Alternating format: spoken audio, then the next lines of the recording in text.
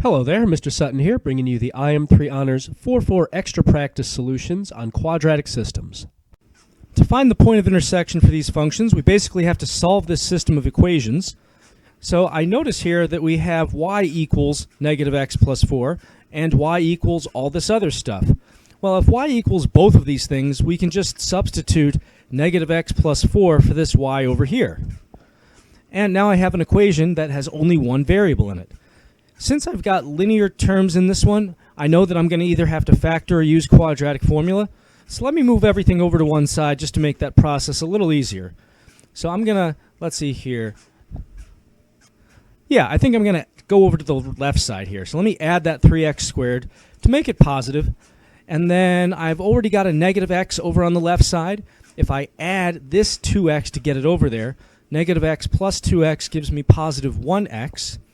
And then I've already got a 4 over here. If I subtract this 3 over there to get it on the left side, now I have a plus 1. And all that equals 0.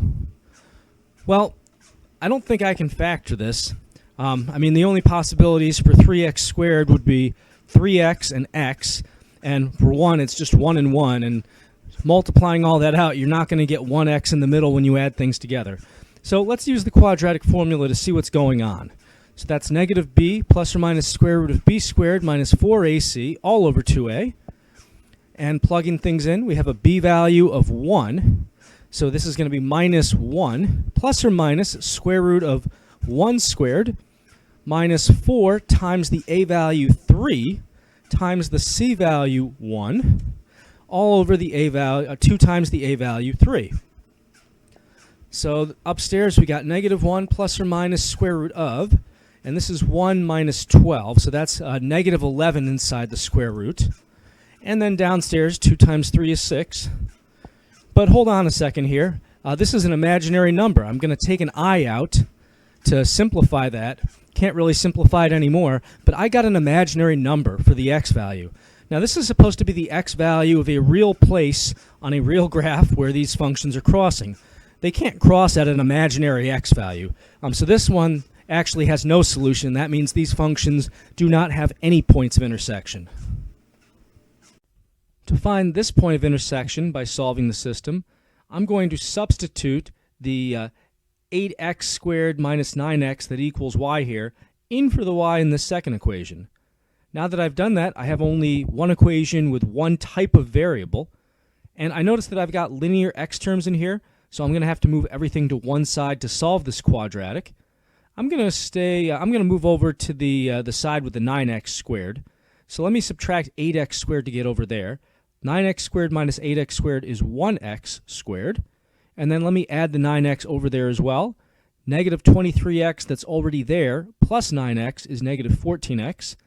And I've already got a 13 over there that doesn't change. And I'm also going to write equals 0 on the right side because writing it on the left is kind of weird. All right, so it looks like I can factor this. I just need factors of 13 that add up to negative 14. Well, the good news is there's only one set of factors for 13. It's 1 and 13. So if I make them both negative, negative 1, negative 13, that would add up to negative 14. So I'll split this up into x minus 1, x minus 13. Setting each of these equal to 0, I see that x is going to equal 1 for that first parentheses and 13 for the other. Now I have to plug each of these x values into one of these original functions up here in order to find the y value. I'm going to go with the one on the left just because it's got less stuff. So plugging 1 in there, we have y equals 8 times 1 squared minus 9 times 1. Well, that's just basically 8 minus 9, which is negative 1. So that gives us the point 1 comma negative 1 as our first answer. For the other answer, I have to plug 13 into one of these, and I'm again going to go with the first one here. So we've got 8 times 13 squared minus 9 times 13. So I'm going to use the calculator for this. There's no way this comes out nicely trying to do it in my head. So crunching those numbers on the calculator, we end up with 1,235. Yep, definitely would not be doing that in my head. So that gives us the point 13 comma 1235 as our second answer. For this problem, trying to find the points of intersection, I need to solve this system of equations.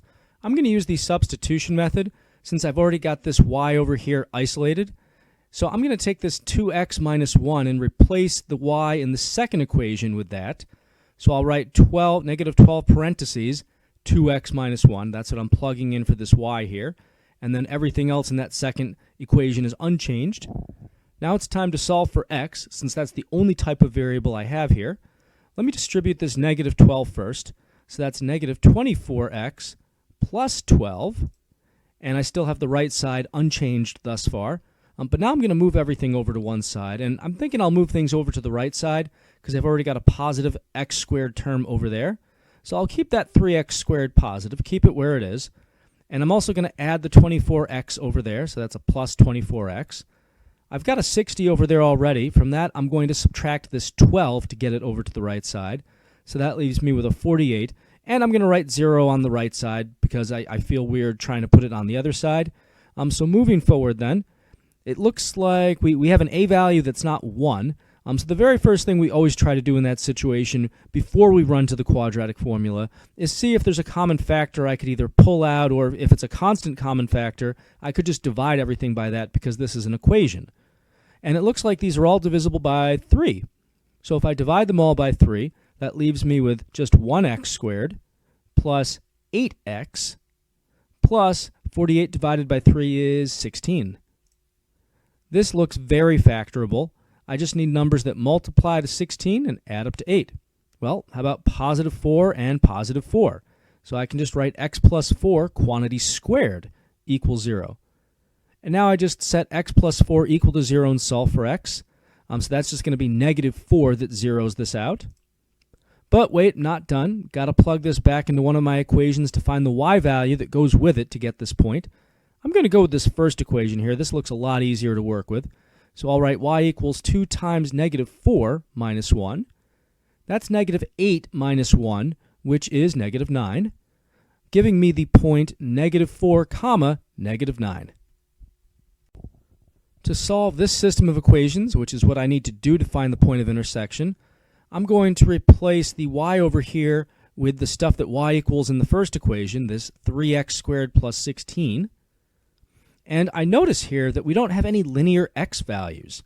There's only squared terms and constants. That means that I can solve this one by square rooting. So let me get all the x squareds on the left side. I'll just add the 4x squared over here. 3x squared plus 4x squared is 7x squared. And then let me move this 16 over to the right side. So 79 minus 16 gives me 63. Now to isolate x squared, I have to divide by 7. So I can write then x squared equals 9. And I can square root now both sides of the equation, but when I do that, we have to be careful because I always get a plus or minus root on the right side there. So we would write then x equals plus or minus 3. Now we're not done because we have to plug both positive and negative 3 back into one of these equations to find the y values that go with those answers. So let me plug positive 3 into, I'm going to work with this first equation. It looks a little less awful, although it's not great. So we've got 3 times positive 3 squared plus 16. Well, that's, let's see, 3 times 9 is 27, plus 16 is 43. So that gives me the answer 3 comma 43 as one of my points of intersection. And now let me plug negative 3 in for this x up here. So 3 times negative 3 squared plus 16. Now, the good news on this one is that I get the same thing because when you square 3 or negative 3, those both give you positive 9. So this is still positive 9 times 3, which is still 27, which added to 16 still gives me 43. So that gives me the point now negative 3 comma 43. So it looks like we've got a little bit of symmetry going on.